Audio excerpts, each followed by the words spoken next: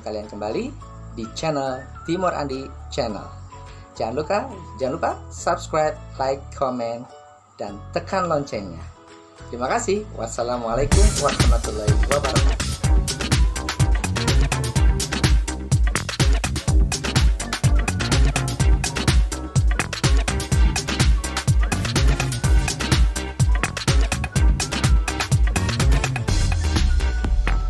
Assalamualaikum warahmatullahi wabarakatuh. Selamat pagi anak-anak. Apa kabarnya? Semoga semua dalam keadaan sehat selalu. Hari ini kita akan belajar kembali tema 1, subtema 1 dengan mata pelajaran ilmu pengetahuan alam. Kemarin kita sudah belajar tentang perkembangbiakan generatif. Nah, sekarang kita akan belajar perkembangbiakan vegetatif. Nah, anak-anak, sebelum belajar, yuk kita berdoa terlebih dahulu. Berdoa dimulai.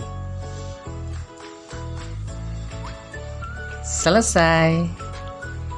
Nah, sebelum kita masuk ke pembelajaran, Bapak akan membacakan kalian tujuan pembelajaran hari ini. Tujuan pembelajarannya adalah yang pertama, menjelaskan perkembangbiakan secara vegetatif pada tumbuhan. Kemudian, yang kedua, mengidentifikasi perkembangbiakan secara vegetatif pada tumbuhan.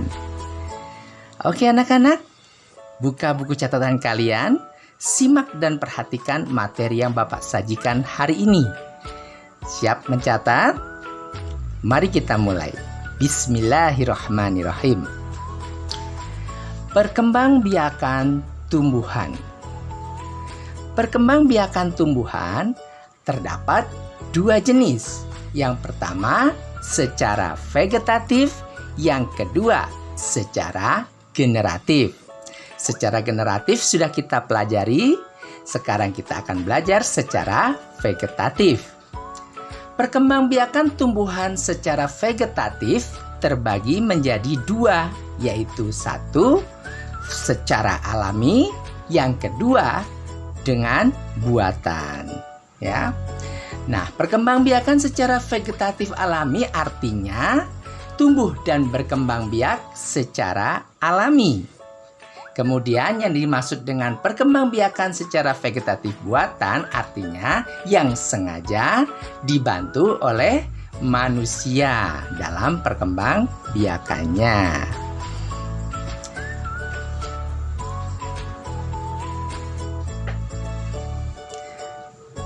Nah, apa sih yang dimaksud dengan perkembangbiakan vegetatif itu? Perkembangbiakan vegetatif adalah perkembangbiakan tanpa melalui perkawinan dengan cara menggunakan bagian-bagian tubuh induknya. Apa tujuan perkembangbiakan vegetatif? Tujuannya adalah menghasilkan tumbuhan baru dan atau tumbuhan dengan sifat yang baru pula. Yuk kita lihat. Perkembangan vegetatif secara alami itu apa saja, ya? Nah, perkembangbiakan vegetatif secara alami meliputi satu, berkembang biak dengan membelah diri. Kedua, berkembang biak dengan cara spora. Yang ketiga, berkembang biak dengan cara rizoma atau akar tinggal. Kemudian, berkembang biak dengan cara umbi akar. Berkembang biak dengan cara umbi batang, berkembang biak dengan umbi lapis, berkembang biak dengan geragi, dan berkembang biak dengan tunas. Nah, apa saja jenis tumbuhan yang berkembang biak melalui vegetatif secara alami? Mari kita lihat. Yang pertama, tumbuhan yang berkembang biak secara membelah diri. Contohnya adalah ganggang hijau atau algae. Ganggang hijau hidupnya di perairan atau di laut. Biasanya digunakan manusia untuk membuat bahan agar-agar. Selanjutnya, contoh tumbuhan yang berkembang biak dengan spora Yang pertama adalah jamur tempe. Kemudian yang kedua ada suplir. Dan yang ketiga ada tumbuhan paku. Lanjut dengan contoh tumbuhan yang berkembang biak dengan rizoma. Ada jahe, ada lengkuas, dan ada juga kunyit. Nah, kemudian wortel dan bunga dahlia adalah contoh tumbuhan yang berkembang biak dengan cara umbi akar. Nah, gambar tersebut ada gambar kentang dan ubi jalar. Nah, kentang dan ubi jalar berkembang biak dengan cara umbi batang. Nah, kemudian bawang bombay, bawang merah, bawang putih merupakan contoh tumbuhan yang berkembang biak dengan cara umbi lapis. Selanjutnya adalah contoh tumbuhan yang berkembang biak dengan cara tunas. Yang pertama ada pohon pisang, kemudian ada cocor bebek, yang ketiga ada pohon bambu. Nah, anak-anak, itulah beberapa contoh tanaman yang berkembang biak secara vegetatif alami. Ada juga lagi contoh tumbuhan yang berkembang biak dengan cara geragi. Yang pertama ada stroberi, kedua semanggi, ketiga arbai. Nah, selanjutnya kita akan mempelajari perkembangbiakan tumbuhan dengan cara vegetatif buatan.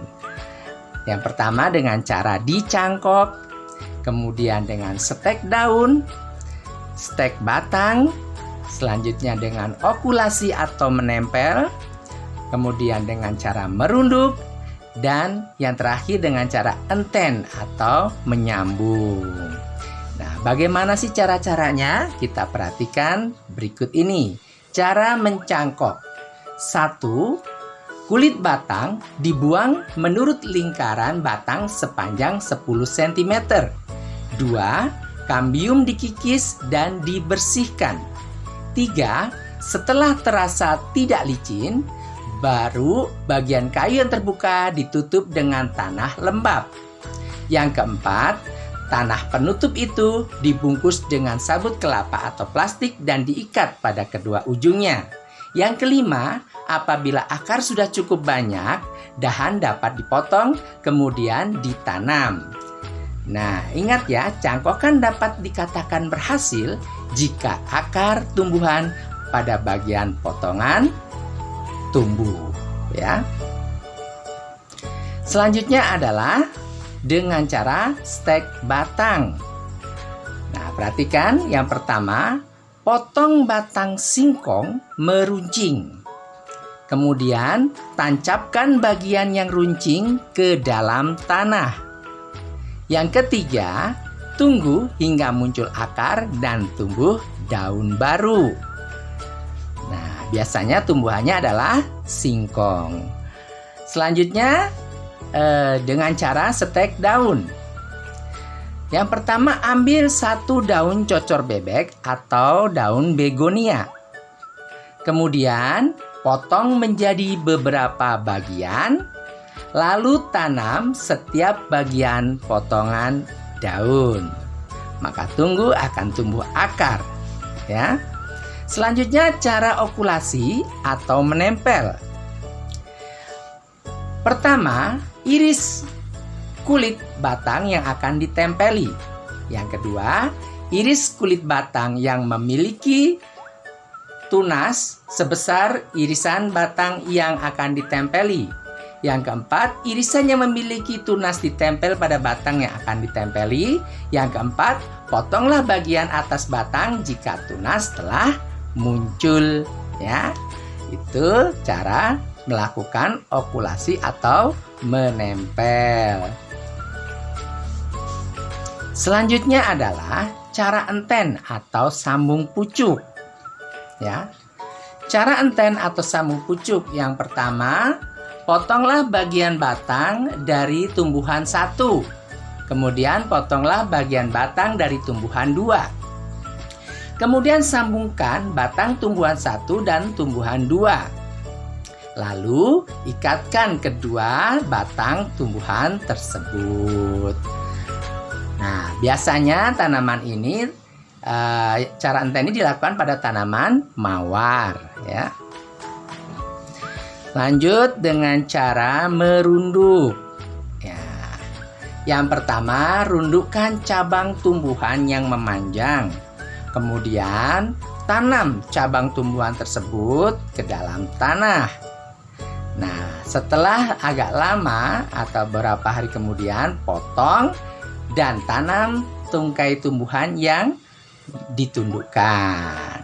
Contoh tanamannya adalah melati, stroberi, dan bougainville.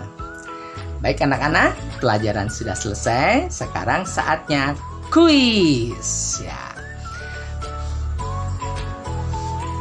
Pertanyaannya, 1. Apa yang dimaksud dengan perkembangbiakan vegetatif? Yang kedua, apa tujuan perkembangbiakan vegetatif? Yang ketiga, tuliskan 7 cara perkembangbiakan vegetatif alami. Dan yang terakhir, tuliskan 5 cara perkembangbiakan vegetatif buatan. Tulis jawaban kalian di buku tulis kalian, kemudian foto kirim ke Google Classroom atau WA Group di ruang tunggu. Bapak tunggu ya jawaban kalian. Terima kasih. Wassalamualaikum warahmatullahi wabarakatuh.